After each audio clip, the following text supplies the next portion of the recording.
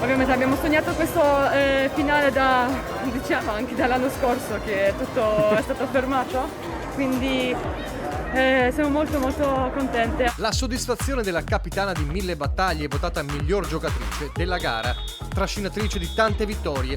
Qui siamo alla 57esima consecutiva in stagione, vale il biglietto per la finale di Verona del 1° maggio. Finale di Champions League, il trofeo sfiorato per 2 volte nel 2017 e nel 2019, prima dello stop causa pandemia dello scorso anno. Una semifinale tutta italiana con le Pantere che dominano ancora una volta Novara con un 3-0 senza appello dopo la vittoria dell'andata.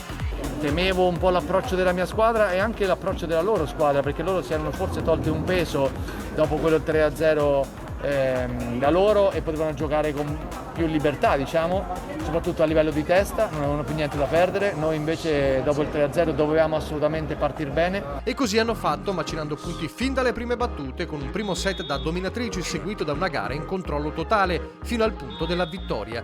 Una stagione intensa ma che deve ancora regalare il traguardo più ambito per le imbattibili Pantere. Noi sentiamo il calore anche se i tifosi non ci sono qui presenti e vogliamo dare una gioia a tutti loro e quindi giochiamo anche per loro e cerchiamo di ottenere degli obiettivi anche e soprattutto per loro.